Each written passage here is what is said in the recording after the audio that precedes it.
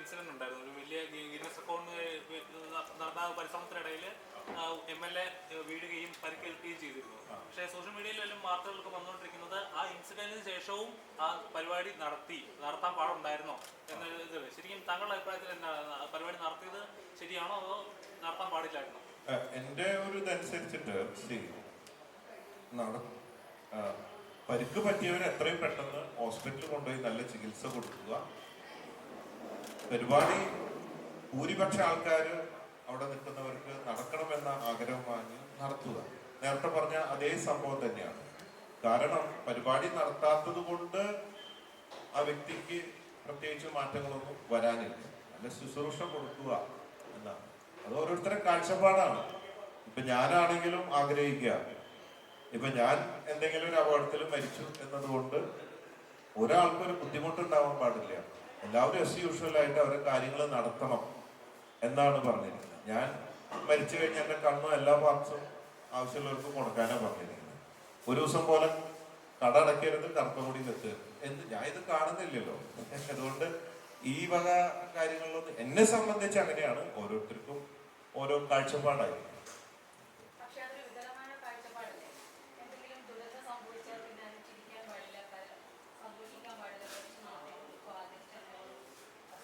അത് ഇപ്പൊ ഞാൻ പറയുന്നത്, ഞാൻ ഒരുപാട് വർഷം മുമ്പ്, നിങ്ങൾക്കൊക്കെ ഓർമ്മയുണ്ടോന്ന് അറിയില്ല, ഞാൻ കോഴിക്കോടുള്ള സമയത്താണ് ഒരു ബസ് ആക്സിഡന്റ് ഉണ്ടായി.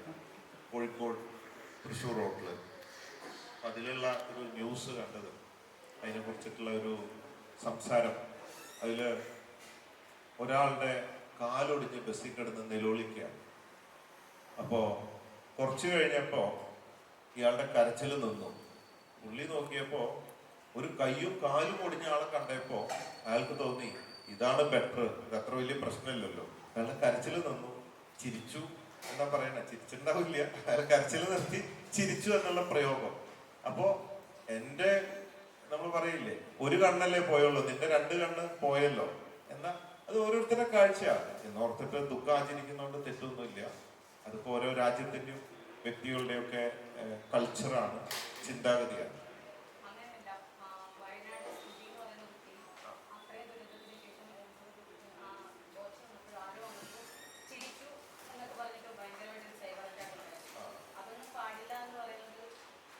ആ കുട്ടിയെ ചിരിപ്പിക്കാനാണ് ഞാൻ പോണത്. കാരണം അവരെന്നും ദുഃഖിച്ചിരിക്കാൻ പാടില്ലല്ലോ. നമ്മൾ ഉറ്റവരും ഒക്കെ പോകുമ്പോൾ നമുക്ക് വിഷമമുണ്ടാവും, നമ്മൾ കരച്ചിലൊക്കെ ഉണ്ടാവും. പക്ഷെ നമുക്ക് മറക്കാനുള്ളൊരു ഇത് തന്നിട്ടുണ്ട്. നമ്മള് മാക്സിമം അവരെ എന്റർടൈൻ ചെയ്ത് തിരിച്ചു കൊണ്ടുവരാൻ നോക്കുക. അത് എന്നും അവരെ കരയിക്കലല്ലല്ലോ നമ്മുടെ ആവശ്യം. പിന്നെ ഒരു നാണയത്തിന് രണ്ട് വശമുണ്ടല്ലോ, എപ്പോഴും അതുണ്ടാവും.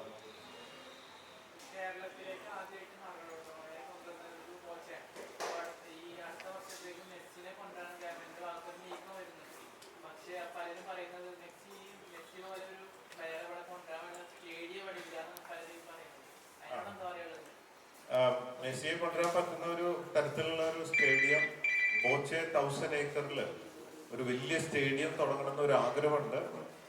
ഗവൺമെന്റ് മെസ്സിയെ കൊണ്ടുവരുന്നുണ്ടെങ്കിൽ പിന്നെ ഞാൻ കൊണ്ടുവരേണ്ട ആവശ്യമില്ല, ഇല്ലെങ്കിൽ നോക്കാം, ഇല്ലെങ്കിൽ മറ്റാരെങ്കിലും കൊണ്ടുവരാം എന്നൊരു ആഗ്രഹമുണ്ട്.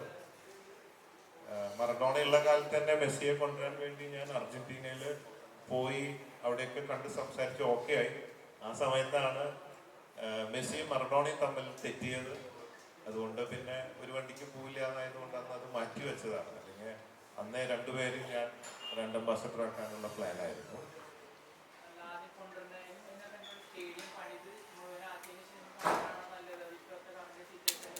അല്ല, ഞാൻ കൊണ്ടുവരുമ്പോൾ സ്റ്റേഡിയം സെറ്റ് ചെയ്തിട്ടേ കൊണ്ടുവരും. ഒരു ഓപ്ഷൻ വയനാടാണ്, അവിടെ ഇഷ്ടംപോലെ ലാൻഡ് ഉണ്ട്. അല്ലെങ്കിൽ പിന്നെ ഇവിടെ എനിക്കൊരു 62 ഏക്കർ ഭൂമിയുണ്ട്. അല്ലെങ്കിൽ വേറൊരു ലാൻഡ് വാങ്ങാൻ നോക്കുന്നുണ്ട്. അങ്ങനെ വലിയൊരു സ്ഥലത്ത് സ്റ്റേഡിയം, അതിനോട് ബന്ധപ്പെട്ട സൗകര്യങ്ങളൊക്കെ ഒരുക്കിയിട്ട് ഒരു 1 ഡേ സെലിബ്രിറ്റി മാച്ച് വെക്കുക. പിന്നെ അതിനുശേഷം അർജന്റീനിയൻ കോച്ചസിനെയൊക്കെ കൊടുത്തിട്ട് ട്രെയിനിങ് കൊടുക്കുക. അങ്ങനെയൊക്കെ ഒരു നമ്മുടെ കാലത്ത് തന്നെ ഒരു വേൾഡ് കപ്പിൽ ഇന്ത്യ കളിക്കെങ്കിലും ചെയ്യണം എന്നുള്ളൊരു ആഗ്രഹമുണ്ട്. അതിൽ എന്തുകൊണ്ടും കേരളത്തിൽ നിന്ന് കുറച്ച് പേര് ഉണ്ടാവണം എന്നൊക്കെ ഒരു ആഗ്രഹമുണ്ട്. അതിനു വേണ്ടി ശ്രമിച്ചു നോക്കണം എന്നൊക്കെ ഉണ്ട്.